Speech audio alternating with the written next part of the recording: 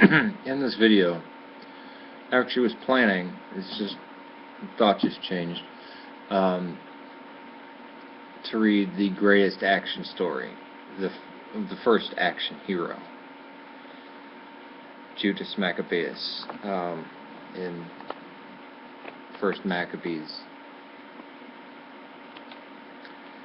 But I have a pile of different Bibles here. There's this one, the New American Bible. It's Catholic translation. It's extremely good. This is a very, very, very good translation. I believe I picked it up at a garage sale. I don't know if it's still in print, but it doesn't matter. You can probably still find it on Amazon or something like that. If you want a good rendering of Maccabees, or there's another one I forgot. It's actually Maccabees was the first book that I actually read through the whole Bible, and it was it says this one, Matthias gives his speech, and he because the king comes to him and is saying, I'm gonna, you're a great leader, you have many sons, just, stop your holocausts, and holocausts were burnt offerings, sacrifices to God.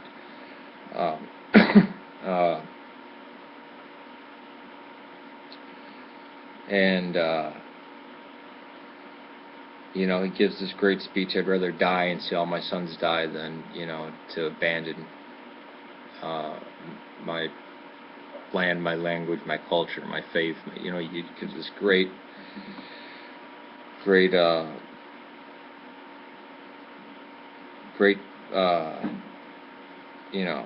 poetic thing. Then a Jewish guy steps forward and sacrifices to Zeus. Praises the official that came from Antiochus Epiphanes. Antiochus IV called himself Epiphanes, and basically God incarnate. He was erecting statues of Zeus, who was part of the Seleucid dynasty. After Alexander the Great, his kingdom broke up, the Seleucids took power. In that it was divided up between generals. So you had the Ptolemies of Egypt, and you had the Seleucids, and I forget what the other factions were.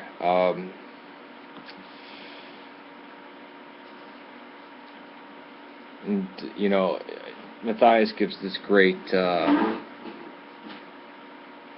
response.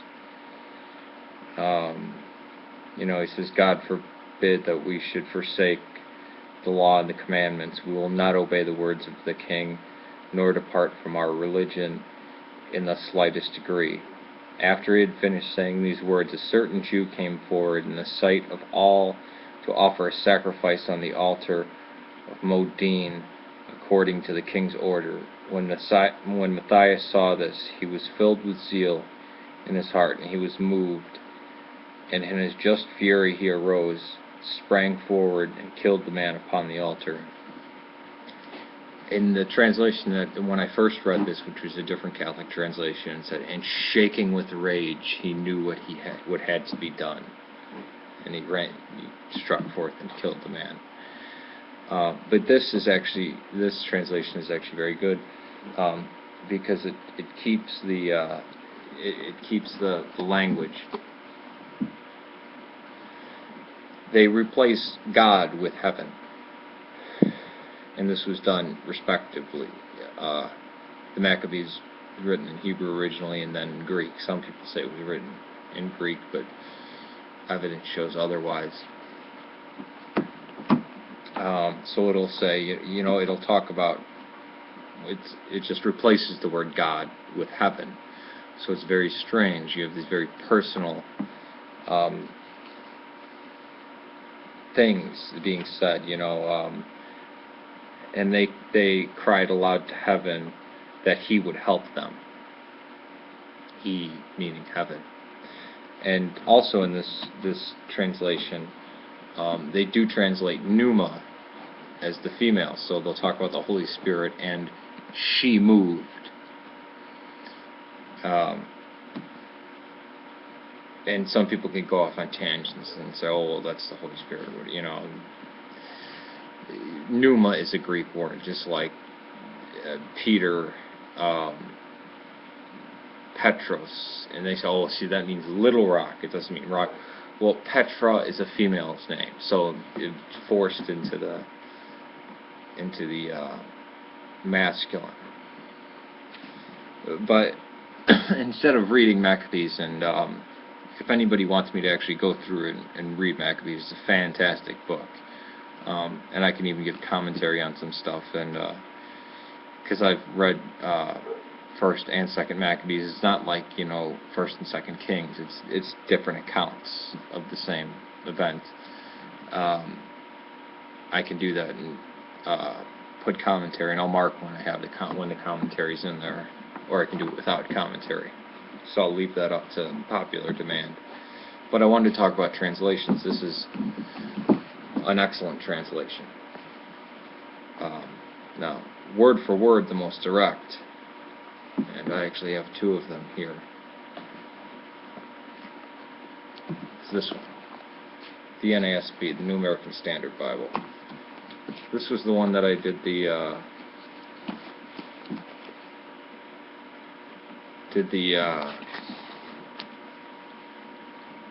you can't tell well, I guess you kind of can tell the different highlighters. I mean, no, you can't. You can't see any of the different highlighting. There you can, of the documentary hypothesis. And I'm currently working on one for a friend who is coming up in November around my feast day, which I was brought in on the feast of the entrance of the Theotokos into the temple. So it's going to be a very happy and joyous event to observe the liturgy with her when she gets up here. There's another translation that has worked very well for English speakers. It's a little deficient,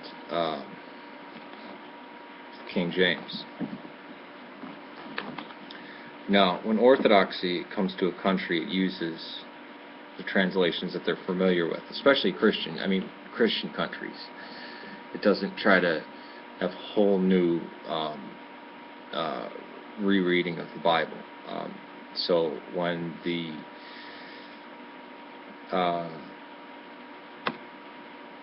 liturgy started to become English, they used pretty much the only Bible that was around, the King James, because it was from Byzantine texts. And the New King James uses Textus Receptus, and the Orthodox Study Bible actually uses a modified version of Textus Receptus, or modified version in the New King James for their New Testament. That's why I'm holding out until they actually translate the whole thing. They've translated the Old Testament. The OSB goes for somewhere between $30 and $50. There are books in there that I'd like to read, like Third Maccabees, which actually isn't about the Maccabees. It takes place in Alexandria.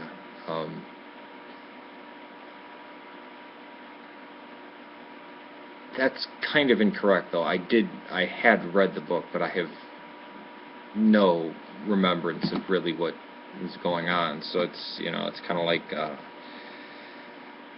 well, I know what Habakkuk is. I remember reading Habakkuk, and somebody's like, "What's that book about?" And I'm like, I don't know. I don't know a single quote from that. I had to go back and reread it, because it just, it slips. It's not something that sticks. Well, with my mind, very little things, a few things stick. Sometimes very important things do stick, though. And I meant to bring the service book, but the psalm that we read at Vespers, which is why it's actually very strange that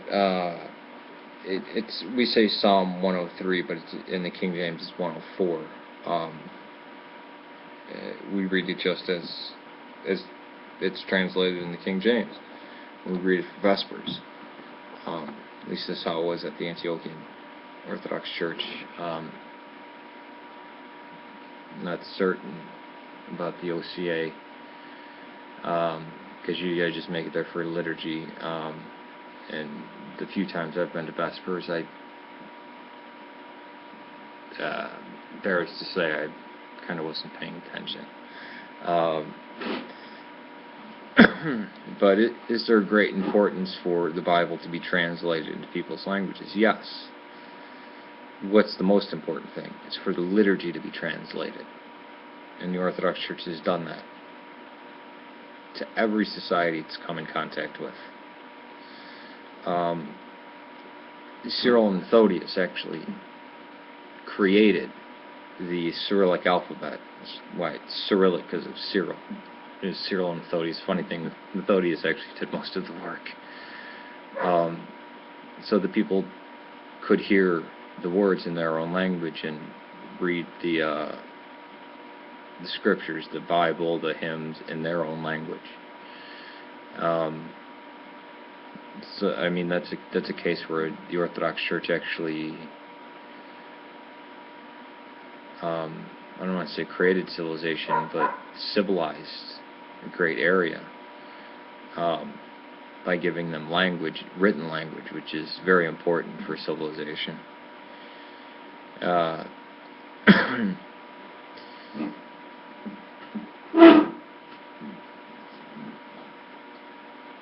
If anybody can pick up a Bible and be a heretic. That's what I mean. Satan in the Gospels quotes the Bible against Christ, quotes the Scriptures against Christ, I should say.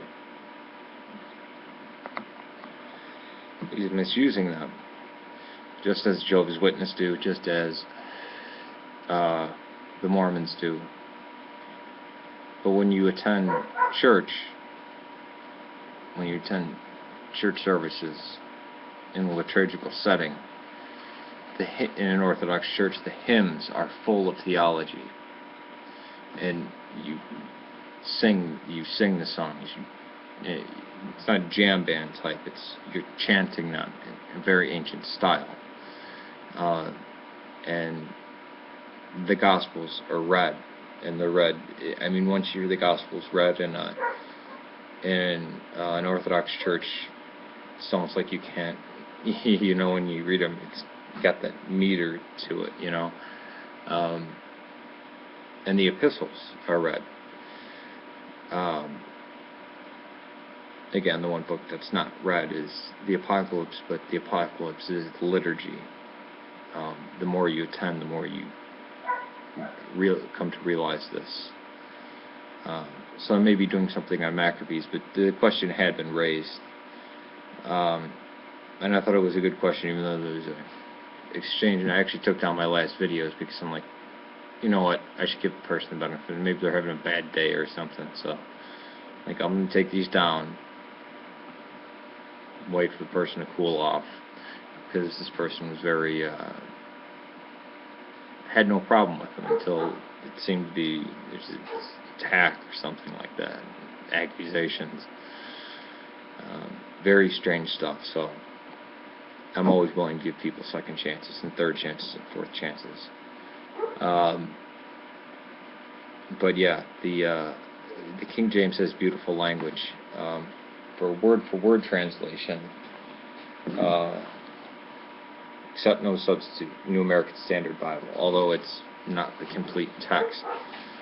A great rendering of the text of where you get all of, or at least most of the Old Testament. It doesn't have 3rd Maccabees or Ezra's 1 or 2, but definitely has 1st, 2nd Maccabees, Wisdom, Tobit, Judith, Ben Sirach, and Wisdom is a great book. Is the New American Bible. It's a Roman Catholic Bible. Great text.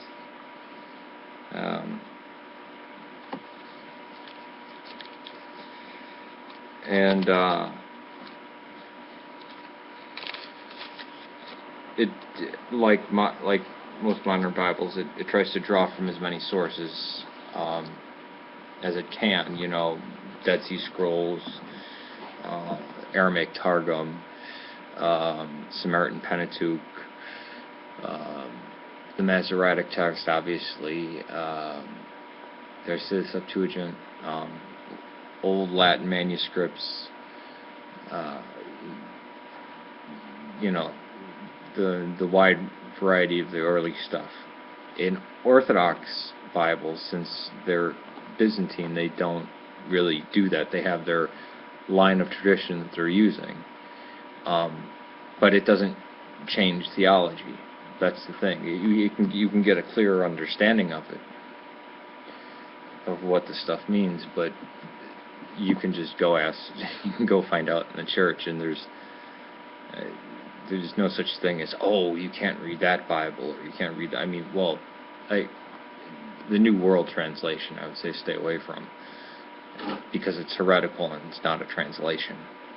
And some of these weird spiritualist translations where they're not actually using the Greek, Aramaic, and Hebrew, or Latin, or Aramaic. They're actually using spirit guides to retranslate, and they're looking at the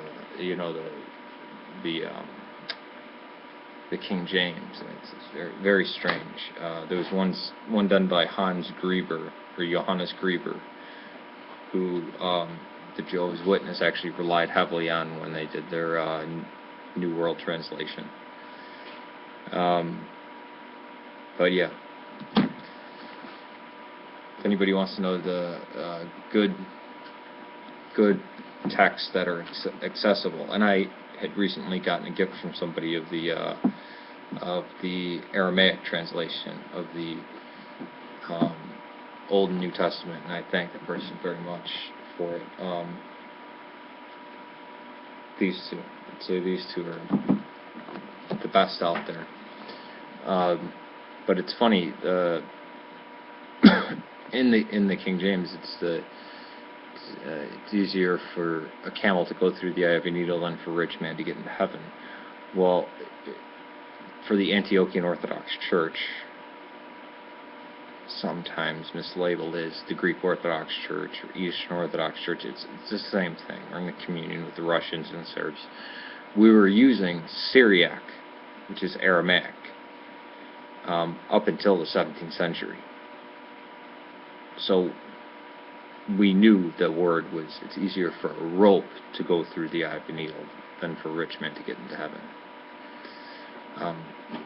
So the word is rope instead of camel, but it's once you see the words, the Greek word for camel and rope next to each other, it's extremely easy to see how the mistake could have been made, because if you look at papyrus, what does papyrus say? It says lines through it.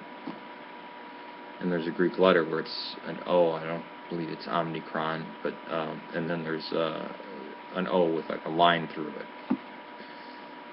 And when people are copying the text, it's an easy mistake to make. This is where most of the variances come from, anyways, is either misspelling, a later scribe trying to recorrect something, and so it's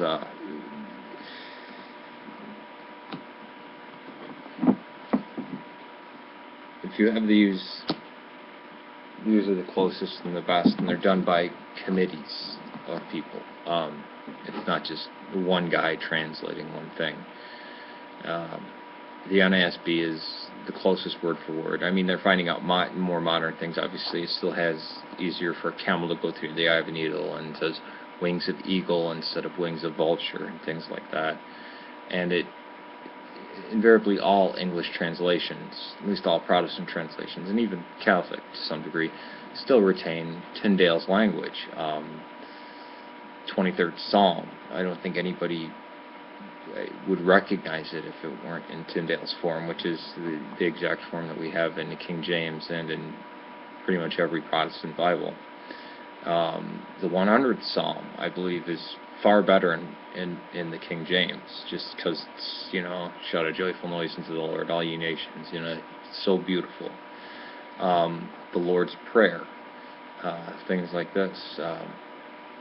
So that's just a little bit about Bible translations, but I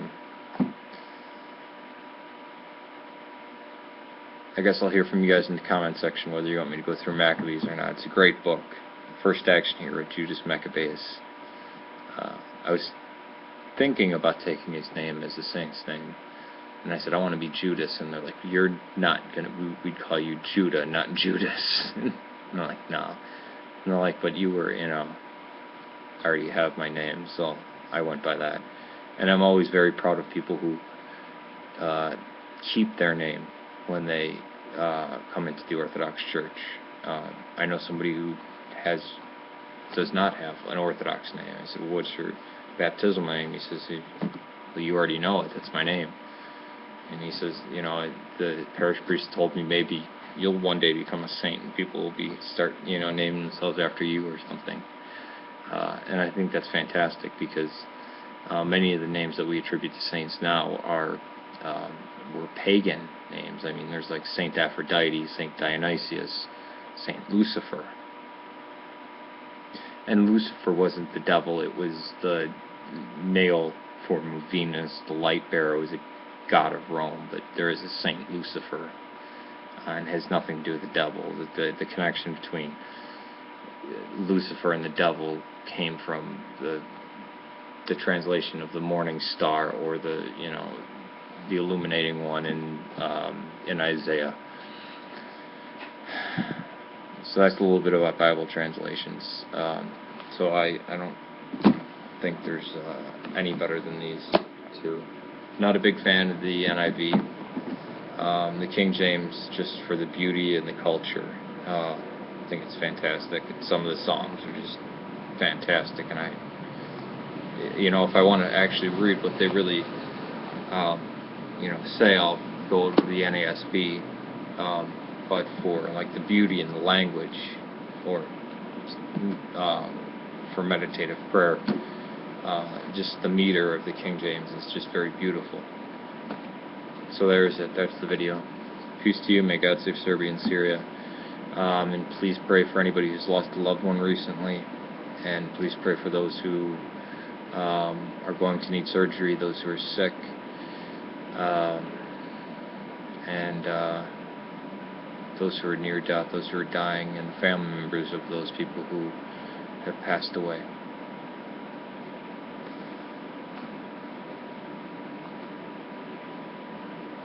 Peace to you. Part of the Seleucid dynasty, after Alexander the Great, his kingdom broke up, the Seleucids took power. In that it was divided up between generals. So you had the Ptolemies of Egypt, and you had the Seleucids, and I forget what the other factions were.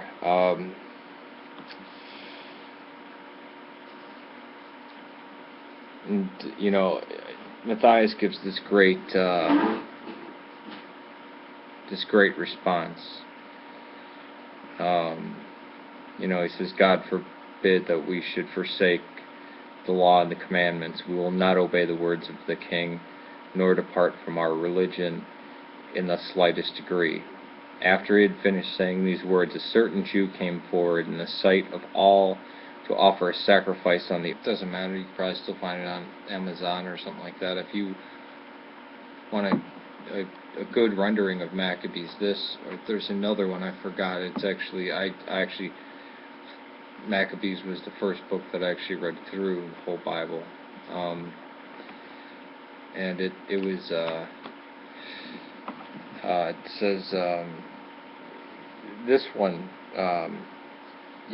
Matthias gives his speech, and he,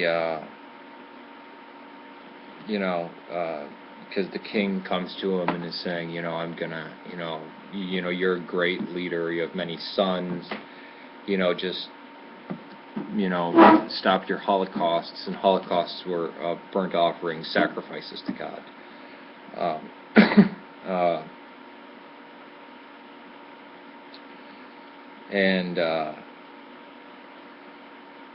He gives this great speech, I'd rather die and see all my sons die than, to abandon my land, my language, my culture, my faith. You know, you get this great, great, great, you know, poetic thing. And then a Jewish guy steps forward and sacrifices to Zeus. You know, praises the official that came from Antiochus Epiphanes. Antiochus IV called himself Epiphanes, and basically God incarnate. He was erecting statues of Zeus, who was the altar of Modine, according to the king's order. When Matthias saw this, he was filled with zeal in his heart, and he was moved. And in his just fury he arose, sprang forward, and killed the man upon the altar. In the translation that when I first read this, which was a different Catholic translation, it said, "And shaking with rage, he knew what had to be done, and he struck forth and killed the man." But this translation is actually very good, because it keeps the language. They replace God with heaven, and this was done respectively. The Maccabees was written in Hebrew originally, and then in Greek. Some people say it was written in Greek.